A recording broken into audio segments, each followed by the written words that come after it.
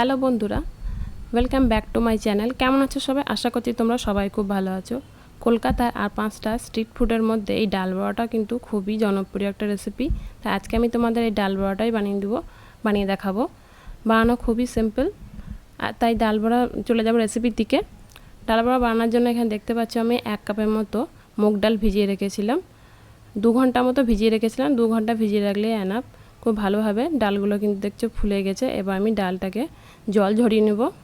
একটা স্ট্রেনারের মধ্যে ডালটাকে দিয়ে দিয়েছি এবং ডালটা ভালো করে জলটাকে ঝরিয়ে নেব। জলটা ঝরিয়ে গেলে এখান থেকে আমি 2 চামচের মতো ডাল একটা বাটির মধ্যে তুলে রাখছি। এটা আমি পরে ডালের মিশ্রণের সঙ্গে ব্যবহার করব। আর বাকি ডালটা আমি মিক্সির মধ্যে দিয়ে ভালো করে একটা পেস্ট বানিয়ে নেব। এর মধ্যে কোনো রকম জল ব্যবহার করব না, শুধুমাত্র ডালটাকে ভালো করে পেস্ট করে নেব। দেখতেই পাচ্ছ ডালটা আমার পেস্ট করা হয়ে গেছে এবং একটা পাত্রের মধ্যে আমি নিয়ে নিয়েছি।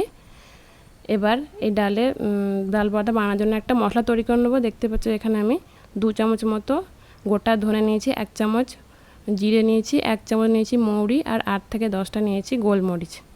এটাকে আমি হাফ ক্রাশ করে নেব, একদম গুঁড়ো করব না। এই মশলাটা দিলে কিন্তু ডাল বড়ার টেস্ট কিন্তু দারুণ আসে। এরকমভাবে একবার ডাল বড়া বানিয়ে দেখবে, দারুণ টেস্টি হয়। দেখতেই পাচ্ছ আমি একটু আদা ভাঙার মতো করে নিয়েছি। এবার ডালটার মধ্যে কিছু মশলা অ্যাড করে দেবো আমি। প্রথমে আমি ঝালের জন্য দিয়েছি কাঁচা লঙ্কা। এখানে আমি একটা কাঁচা লঙ্কা কুচি দিয়েছি। তোমরা যারা ঝাল খেতে বেশি পছন্দ করো তারা বেশি বাড়িয়ে দেবে। আর দিয়ে দিলাম এক টুকরো আদাকে গ্রেট করে। এরপর আমি মশলা অ্যাড করেছি একে একে। দিয়ে দিলাম সামান্য হলুদ গুঁড়ো আর দিয়ে দিলাম সামান্য লঙ্কা গুঁড়ো, কারণ কাঁচা লঙ্কা এর মধ্যে ব্যবহার করেছি।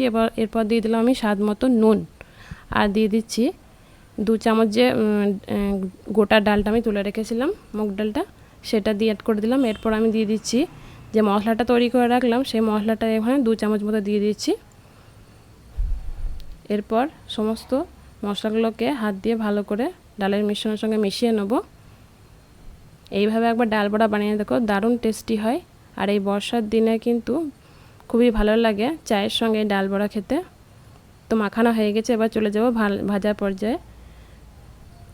তেলটাকে মিডিয়াম টু হাই ফ্লেমে রেখে ডাল বড়াগুলোকে আমি ভেজে নেব।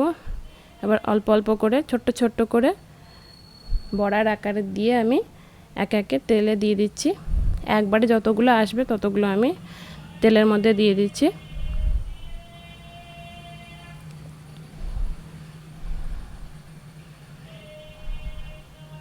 বর্ষাকালে কিন্তু বৃষ্টির দিনে এরকম ডাল বড়া তৈরি করে খেতে কিন্তু বেশ ভালো লাগে আর চায়ের সঙ্গে কিন্তু দারুণ লাগে। তোমাদের কেমন লাগে এই রেসিপি আর অবশ্যই আমাকে জানিও। আর বানানো দেখতে পাচ্ছ খুবই সিম্পল, খুব বেশি সময়ও লাগে না, ঝটপট তৈরিও হয়ে যায়। শুধুমাত্র ডালটাকে ভিজিয়ে রাখতে হবে 1-2 ঘন্টার জন্য, তাহলেই দেখবে তৈরি হয়ে যাবে। দেখতে পাচ্ছ সুন্দর একটা লাইট গোল্ডেন ব্রাউন কালার চলে এসেছে। ডাল বড়াগুলো দেখতে পাচ্ছ ভাজা হয়ে গেছে। এবার আমি তুলে নেব ডাল বড়াগুলো। খুবই মুচমুচে ও ক্রিস্পি এই ডাল বড়াটা। আর কলকাতা এসপ্ল্যানেডে তো খুবই বিখ্যাত এই ডাল বড়াটা। তো তোমাদের কেমন লেগেছে আজকের রেসিপিটা অবশ্যই জানিও।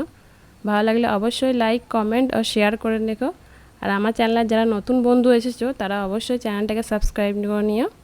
দেখা হচ্ছে আবার একটা নতুন রেসিপির সঙ্গে।